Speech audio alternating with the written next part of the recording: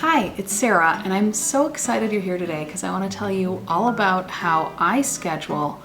And this is going to be a multi-part series because I first want to talk a little bit about how I scheduled when I was in person in the schools.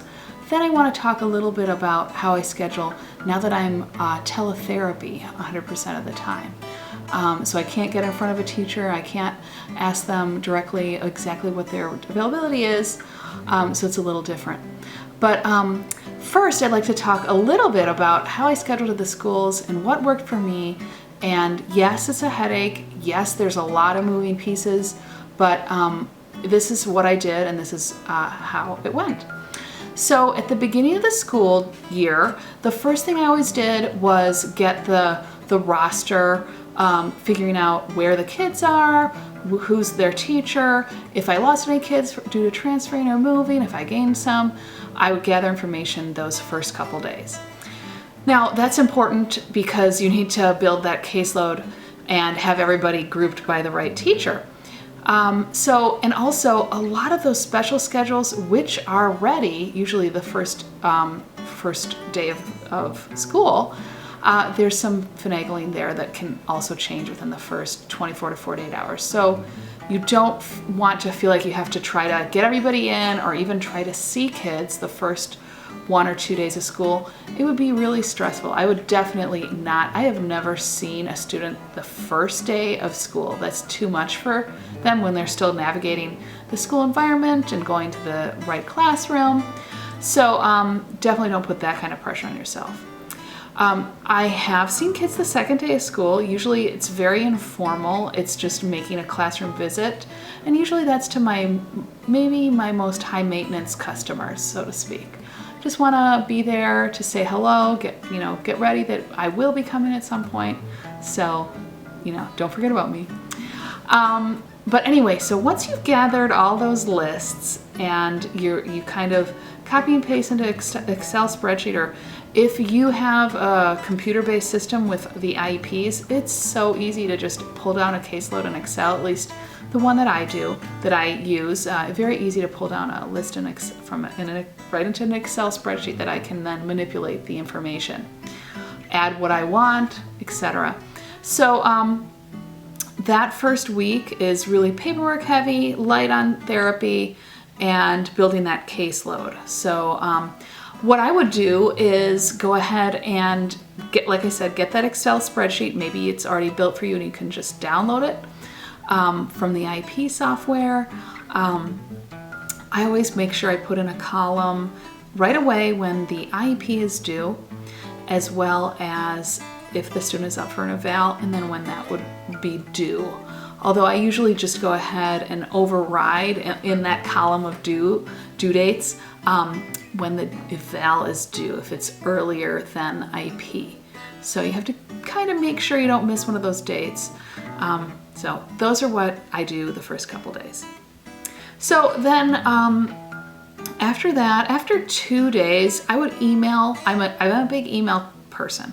I don't like to go and interrupt the classroom. I would go and email all of the teachers. And I would say, I need 2 time slots. So your best time slot and then your second best time slot. Maybe even ask for 3, but normally I just ask for 2.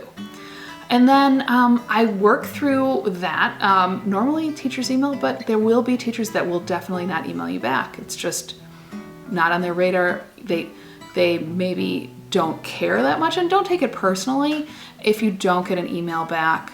That's just, it is what it is. At that point, you're gonna get those teachers that will email you back. They'll give you their slots, and I always like to prioritize the teachers that actually responded to my email, and I'll put them right into a schedule. So usually what I use is like an Excel spreadsheet, or if you're in the Google universe, you just go ahead and use a Google Doc for that. So you go in there and you just kind of skeleton out the periods of the day. So you'll have a pretty good idea of kind of how each school is set up. There's different passing periods, and sometimes they actually do match up with therapy time. Like what I mean by that is like 30-minute intervals, So anyway, that's what, at least for me, I'm lucky in that way. So I start building my schedule with the replies back from the teachers, and then when I don't get a reply from some teachers, I might see them in the hallway and say something, hey, or they'll see me in the hallway, they'll say, I'm so sorry I didn't get back to you yet. You know, that's nice, but what I do is then I get the full special schedule that has now been hammered out, and I look and see where are these kids and where are the spots that I currently have in my schedule. And then I will go ahead and present that schedule to whoever I need to, whether it's an admin, and I actually might just jump right in and start seeing kids. So that's a great idea, to just jump right in and start seeing kids with a skeleton schedule. And then when you go to the classrooms and say, can I see Joey or Jane? The teachers might say, wow, I didn't realize this was a bad time. There will always be some kind of wrench in the works that will end up making you have to go through it again. Now, I just want you to know, I've never been afraid of going to administration with a concern. And it doesn't have to be you marching into the principal's office, but it can be an email. Most members of the administration, principals, assistant principals, are actually pretty responsive to their email. So I'll say, look, this is what I got, I need help, blah, blah, blah, and they'll help you. That's just me, that's just how it is. I'm the kind of person where I'm actually pretty good at holding my ground and you know, making it clear that this is an IEP, it's a legal document, the student has speech therapy, I need to be able to work with that student.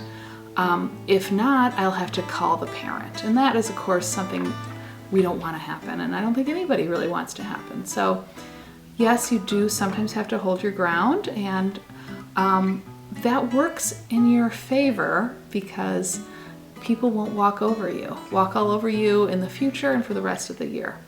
Now, you want to really set that up right away at the beginning of the year and really take your time. Don't feel like you have to try to see all the kids or make all the minutes while you're still finishing your schedule. Like, for example, when I started the other week, I had this schedule all worked out, and then like I said before, I'll have to tell you a little bit more about how teletherapy works exactly, but when my aide went to pick up some kids, and we'd already confirmed the time, so we knew that they were good, just that specific day wasn't good for one of the slots, so I didn't get to see those kids. But it's also the beginning of the year, and there's a lot happening, so there will always be change to the schedule. You won't be able to always see all the kids, and that's okay. That's totally okay. That's how I built my schedule when I was in the schools, and people couldn't avoid me because I'm there, I'm a staff member, they can't get away.